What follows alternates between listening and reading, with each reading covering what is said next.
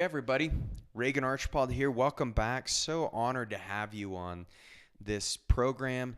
My purpose is to end chronic disease. I'd love to live in a world where chronic disease was optional for people who chose to end their chronic disease. And I believe one of the most critical things that we have to address in the very beginning of anyone's health program or anybody's health cycle is blood sugar.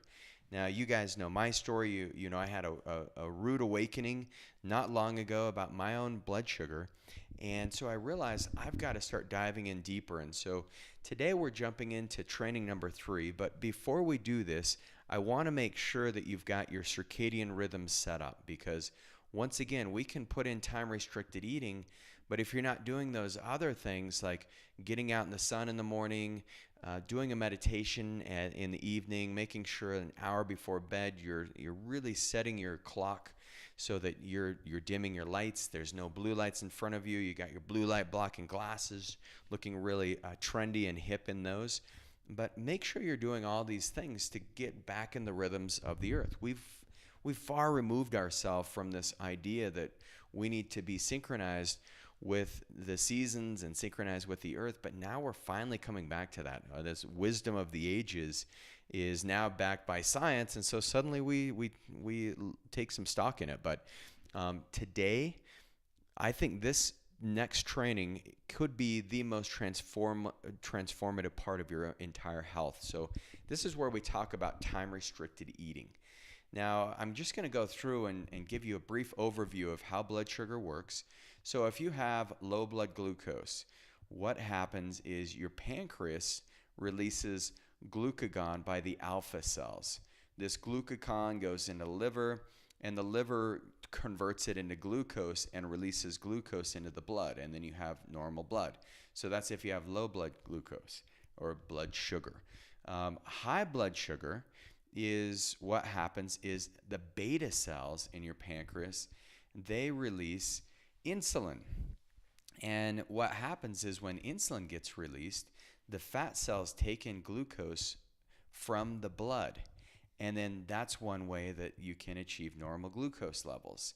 So ideally, we don't want this process. We want to overcome this whole process so that when sugar gets secreted or you eat sugar, it gets in your blood, the cells use the sugar as energy. If you bypass that, if you have too low a blood sugar or too high, it's going to affect either your liver and your pancreas, or it's going to affect your adipose tissue or your fat cells and your pancreas. And so I know if you're like me, you do not want to put on weight. You like staying lean and being shredded and feeling great. And so we want to transform your blood sugar so that you're not putting glucose into the fat cells because that's just going to create more fat cells. So one of the research that I think could really help us is this study. They took mice for a 4.5 month period of time, and these mice were on a high fat diet and also high sugar, and they tested it with time restriction. And what they found is that it did not matter what or how much these mice ate, but it was when they eat, which was so critical. So these mice, they ate the same food, but the ones who were on the time restriction at the end of this 4.5 month study, they had 28% less body mass and 70% less fat. Here's an image of this study, but you can see that the group that had the 24-hour feeding cycle had 18 grams of body fat, whereas the group of mice that had only an 8-hour feeding cycle, just 4 grams of body fat. So the 24-hour per day mice had 4 times more body fat, even though they ate the same amount of calories, the same exact diet. So there's another study where they took obese mice, and they wanted to know, well, if we took obese mice and they could eat the same diet but for 24 hours a day, would they become even more obese? And that's what they found. They become morbidly obese mice after having this 24-hour cycle. And then they took these obese mice and they said, well, let's try time restricted. So they only allowed these mice to eat for 8 hours, and those obese mice became fit mice. Then they took another group and they said, okay, let's take lean mice and let's feed them this diet of fats and sugars, and let's give these lean mice this 24-hour cycle and see what happens. And after 4.5 months, these lean mice were obese mice, of course. And then they took the lean mice and they said, well, we're going to put them on a time-restricted diet. And what they found is on the time-restricted diet, these lean mice became fit and more muscular. And then they took another group. They said, okay, we're going to do lean mice. And what we're going to have is we're going to give these lean mice time restriction just 5 days out of the week. And on the weekend, these lean mice are going to be able to have a 24-hour cycle where they can eat whatever they want, whenever they want. Not whatever, but the same diet, but it was just whenever they wanted on the weekends. And sure enough, what they found is these lean mice actually, from doing time restricted only 5 days a week, they became fit mice. They become more muscular and had better endurance. And so I think that's where we look at it and we say, well, your time restriction, you can be a little more lenient on the weekends and still get the benefits from this time restricted eating. So hopefully that's some good news for you who love being social. But some of the things that we found is restricting for 8 to 9 hours is probably even more beneficial. The very first place that we start at is on a 12-hour cycle. So let's say you ate breakfast at 7 this morning. The very last food that touches your mouth needs to be at 7 o'clock tonight. So that's where you start, where it's 12 hours. But if you even can restrict it more to an 8 to 9 hour feeding period, it will increase your endurance. And you'll also note that there's going to be an increase in brown fat tissue. Now, brown fat is what our body can use as energy much easier than the white fat. There's also going to be an increase in your mitochondria activity, so your bacteria are going to communicate better with your cells, and your cells are going to produce more energy for you when you restrict it down to 8 to 9 hours. So restricted feeding, what's important about this is it helps your DNA repair. So we talk about stem cells a lot and stem cell turnover, stem cell proliferation, and restricting your time that you eat is one of the best ways to regenerate your cells and regenerate your body in a very healthy way. A lot of those rogue cells, it's called apoptosis, some of those cells that are starting to get sickly and not perform as well, they'll die off quicker as well when you're doing this time-restricted eating. Time-restricted eating is also important for building your immune system, helps repair your bodily tissues. So one of the best things that you can do is you can just make a goal right now and say, okay, let me start at 12 hours a day where I'm not eating anything. And when I say not eating anything, there's a difference between intermittent fasting and a difference between ketosis, and there's a difference between time-restricted eating. And time-restricted eating is where I see the best clinical outcomes for blood sugar. And what this means is you're not eating anything that causes a metabolic reaction in your body. Some people think, I'm going to be on a fast, and they're doing tea, coffee, because those things have no calories in them. But I want you to avoid even the tea and the coffee, even taking your supplements, your herbs. Those things, those are going to create an activity in your liver, and so they're going to elicit a metabolic response. So only water. And if you want to put a little bit of sea salt in water, that's fine, because the minerals are neutral. There's no vitamins with them that are going to elicit a metabolic response. But sometimes a little sea salt in the water is a little trick I've learned so that I don't get hungry. And so if you look at this, if you can go 15 hours, that's even better. But then if you go 15 hours without eating, you got a 9-hour time period to eat. And so it's something you really have to, manage. So here's some options for you. One option is you go 12 o'clock 12 noon, you eat lunch, you eat a good healthy lunch, and you stop eating at 8 p.m. A lot of my clients, a lot of my patients, this is the process that they love the best. It works for them, and maybe do that. I try to do that about 3 times a week, and it works really well for me. I can't do it every day of the week. It's just not sustainable for me. And so you can break this up. But even doing this a couple times a week, you'll feel very empowered, very clear mentally. but you've got to be prepared for it. This is the time-restricted eating that the Wolverine does. You guys all know Hugh Jackman, so I'm going to give you the challenge. You want to be ripped like Hugh Jackman? Well, here's what you can do. So here's another process where you have 5 days of the week. Remember the mice that only did the time-restricted eating? They were just lean mice. They weren't fit. These lean mice that did 5 days of time-restricted eating the same food as they had before, they became fit and shredded, lean, fit mice. So this is your 5 and 2. So maybe on Sunday you eat 8 to 8. That's your time-restricted eating. And then, or that's your weekend eating or your time-restricted there. You go to Monday and you only eat from 8 p.m. to 12 a.m. You just eat in the morning and everything else is blocked out. You go Tuesday and you pretty much give yourself the full day. You go Wednesday and you've got a block from 8 to 8. So you're on your time-restricted eating. Wednesday, you really compress it down where you're only eating a few hours out of the day, and then you've got more flexibility on the Friday and the Saturday. So there's some things you can do there. You can do alternate days where, let's say, Sunday you're eating a certain way. You're eating like from 8 to 8. And then maybe Monday becomes more of a fasting day. Then Tuesday, it's more 8 to 8. Wednesday, fasting. Thursday, 8 to 8. Friday, fasting. Saturday, eat all day. So there's things that you can do to incorporate this in your life. I don't want this to be a challenge to you, but I do encourage you to start looking at the time you eat. The times that I do best in is I found that eating from about 9 o'clock to 6 o'clock is very realistic for me. Sometimes it's like that 8:30 and I try to finish eating by 5:30, so it's more of like this 9-hour process. But I find that it's much easier if you plan in advance and you say, okay, we're going to be eating dinner at 5 o'clock every single night, and that means you can get, and many of you say, oh, my work doesn't allow me to do that.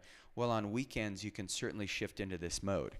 But if your work doesn't allow that, then you're going to have to eat your breakfast later in the day. Maybe you don't eat breakfast until 10 o'clock, and you take that first break at work, and that's when you eat your breakfast. So be very strategic about this. But like I said, in mine, I personally like to do right around 9 to about 6. That's a perfect schedule for me where I don't feel super hungry. It doesn't affect me as much. Of course, I start to get hungry right around like 8:30 because I typically will wake up around 5, sometimes in the morning. Sometimes at night, I'll get a little hunger pain. So that's where, I notice that I got to drink more water. And putting a little sea salt in my water at night, it negates that desire to eat, come 8 o'clock. So here's some things. We've noted that you're going to have this increased endurance, the mitochondrial activity. The other fasting benefits that you're going to have is you're going to have a decrease of fat buildup. You're going to have a decrease of glucose intolerance. That means your blood sugar is going to be more stable. And this is what they found in the mice who did the 24-hour feeding versus the time restricted.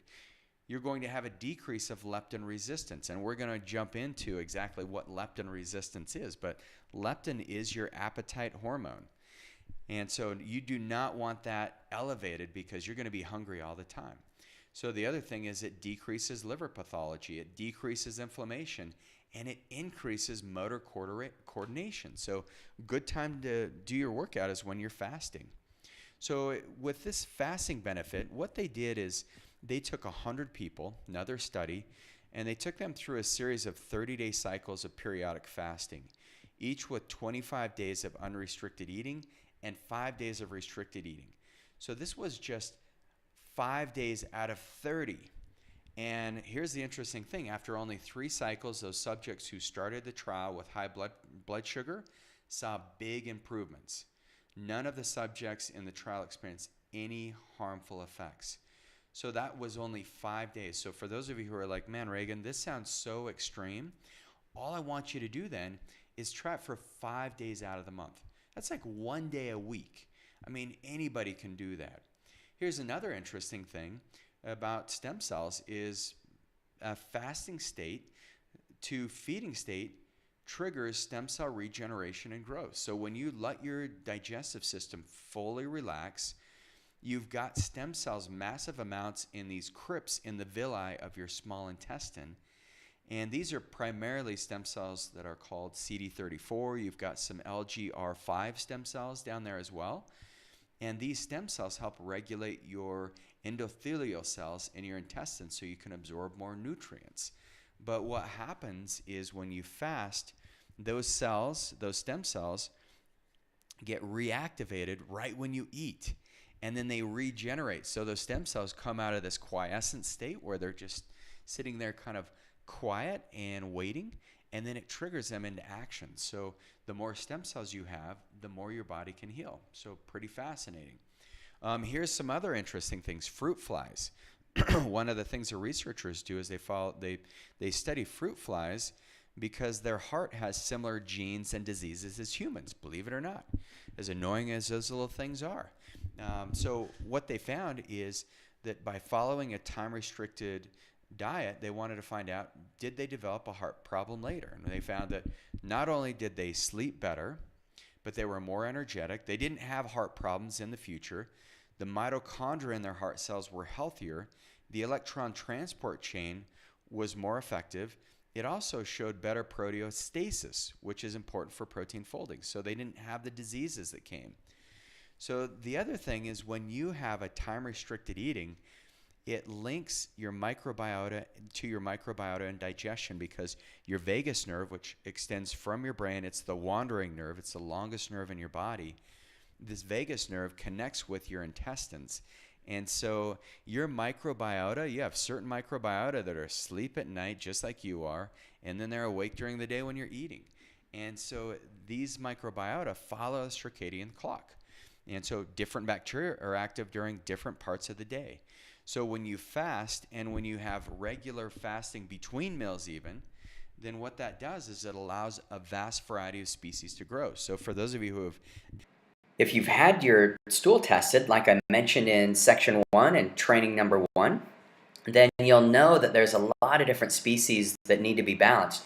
You may have parasitic overgrowths. You may have certain imbalances between your firmicute and bacteroides. You may also find that you've got small intestine bacterial overgrowth. But all these things can be regulated through watching your circadian rhythms and making sure that you're doing some type of time-restricted eating, and then not grazing all day long. There's this weird notion that the only way you can balance your blood sugar is by eating small meals all throughout the day. And that is as far from the truth as we've found. Maybe in the beginning you're going to have to give yourself a little space, but maybe instead of eating every hour, you say, okay, I'm going to eat every hour and 15 minutes, and then slowly just start squeezing in time so that your body has a chance to heal.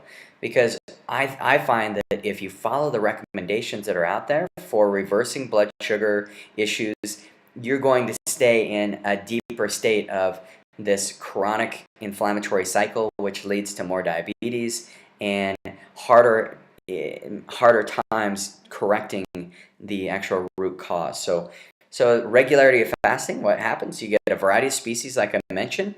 The time-restricted changes the way that sugars are digested. So it's very interesting because you'll actually use those sugars in the cell instead of being hungry all the time. It can also decrease our cholesterol level and increase the production of bile acid. And bile acid helps us make insulin. So for those of you, if your C-peptide numbers were dysregulated in the blood labs that we ran, then that means your pancreas is probably not producing enough insulin. So we want to look at that. Because right now, the way we're eating, our bacteria, they're like, wait, what's she doing? She just ate a cupcake and it's the middle of the night. I have no idea what to do with this. And so don't do this to your bacteria. They need to be part of this overall equation. So let's just go through some of the science and let me help you understand what to do about the hunger, because I know the biggest complaint that I get is, oh, I'm hungry, Reagan. How can I do this? But first, let's understand the mechanisms of hunger. So there's two hormones in your body that's kind of the yin-yang of hormone regulation when it comes to appetite and hunger. The first hormone that we'll talk about is leptin. And leptin is a hormone that's secreted from your fat cells. And leptin lets your brain know, hey, I'm satiated, I'm full, I don't need to eat anymore. And so your brain says, okay, great. Because once your body starts to store fat, then that's when leptin gets secreted and says, hey, we're good down here. We don't need any more fat cells at the party. The hormone that really is going to get you is secreted primarily from your stomach. And you felt it. You felt that deep gnawing in your stomach. That's when your stomach starts pushing out this hormone called ghrelin. And ghrelin is a beautiful hormone because it does create hunger, and it's produced also in parts of your stomach tract, your GI tract, not just your stomach, but it stimulates the vagus nerve to tell your brain, hey, we need to eat fast. So it regulates the appetite, but the other thing ghrelin does is it helps regulate the distribution and rate of use of your energy. So it tells your energy where it's needed most, and it also regulates how much energy we're going to be using. The other thing that happens is once ghrelin secreted, then your body secretes another hormone called incretin. And incretin is released from the digestive tract, but it's one of a series. There's a bunch of different hormones that are involved in decreasing your blood sugar. So it's taking in sugar from the cells or from the blood when your body's hungry. So ghrelin from your stomach tells your brain, hey, we're hungry. And then incretin is what starts the process of taking sugar out of the blood and getting it into the cells. Incretin, it also slows the rate of nutrition absorption. And one of the ways it does that is it empties the gastric process, so it empties your stomach. The other thing it does is it stimulates the liver to release glucagon so that it can actually pull some sugar out of the blood and use it in the cells. So it's kind of this cool little process. But the other thing that happens is once we eat, or once there's glucagon that's been secreted from the liver into the blood, that's when our pancreas wakes up and secretes insulin. Now remember, we want the pancreas to be pretty lazy and only secrete insulin when we're eating. But that's what happens. And then the insulin starts carrying any glucose that's necessary into the muscles. It can bring and carry glucose into the brain. And then the other place it carries glucose is directly into the liver. And then the liver is producing this glucagon. And once the liver has taken it through its metabolic process, then that sugar gets pushed into the adipose cells if it's not going into the other types of cells in your body. The adipose cell says, hey, we've got enough sugar. So now here comes the leptin. The leptin turns off the brain and says, we don't need to eat anymore. So hopefully that gives you a good perspective. So how do you manage your hunger? Well, you have to realize that ghrelin is going to be fighting you very hard the first 3 days. If you can go through this time-restricted eating for about 3 days and make it through that process, you'll do it. You've won the game. So all you have to do is remind yourself, okay, it's just 3 days. My body's going to get much better at this. And the other thing that we're going to train you on how to do in the next program, training number 4, is where you're going to actually learn the foods to eat to satiate your brain. Now, I gave you a hint before, but the biggest thing we have to do is satisfy your brain first. Your brain's hardwired for 3 things. Fat. And as you know, the brain is almost entirely fat. The brain's hardware is also protein. 38% of your brain is protein and contains very little carbohydrate, 5%. So most of us, if you go to your doctor and you ask them, what should I be eating? I'm hypoglycemic or type 2 diabetes. Well, make sure you get good complex carbohydrates. Well, that's only going to trigger more issues and create more hunger and more ghrelin secretions, which makes you hungrier and tighten up. But the interesting thing about your brain is if you can get 57% of your foods from healthy sources of fat, about 38% from protein, and then maybe 5% from carbohydrates, you're going to do so much better because our brains, as we evolved, were in a very, very low sugar environment. We did not have access to everything we have now. So our brains aren't used to having all of the sugar all the time, these carbohydrates. So this has led to a lot of what's called leptin resistance. And many of you know leptin, we just talked about that, the appetite hormone. But this hormone is what signals the brain that you're full. and it controls the energy expenditure too. But leptin resistance comes when we have these chronically high levels of leptin because we've overeaten carbohydrates. Now, once you overeat on the carbohydrates, then your body goes into more inflammation, and that inflammation causes this higher levels of secretion of leptin, and then soon our brains just stop communicating with leptin, so our bodies are obese, but our brain is starved with leptin resistance. So the best way of starting to reverse that is getting more fats in your diet. And so I'm going to go through all the different categories of what proteins are best for you, what fats, what carbohydrates. But right now, what your homework is, I want you to sit down and just write out, when are you going to set up your time restricted eating? And are you going to do a 12-hour block? Are you going to try for a 15-hour block of no eating? And then what time frame works best for your work schedule? And then the second question you have to ask yourself, well, do you just want to do this maybe 5 days out of the week? Because that's plenty. That's the research has shown that gives you the results. Some of you may want to burn fat quicker. You may want to, shred up, and so that's fine. You can go for longer periods of time. But as always, make sure you're working with us. Working with your medical provider. If you're a patient of ours in the clinic, of course, reach out when you have any questions. So really admire and honor this journey that you're on of fixing your blood sugar, and you've stuck through this, and you're going to do this. I know it takes some confidence. I know right now your knees are shaking and you got this cold sweat, but you can do this. I believe in you. I can do it. I know you can do it. And it's not going to be easy. The first 3 days are really there. It's not going to be fun, but it's not as hard as you think once you jump into this. And you'll see results, phenomenal results very quickly. It's a change in your lifestyle. It's you taking control over the food instead of food controlling you. So here we go. Jump into this. No more waiting. You've got all the data you need. You're going to have it blocked out. And then your next training session, jump right into it, number 4. Now you're going to learn what foods to eat and how to put the whole diet together. So really appreciate you on this journey. We'll see you in the next training video. Once again, Reagan Archibald. We'll see you next.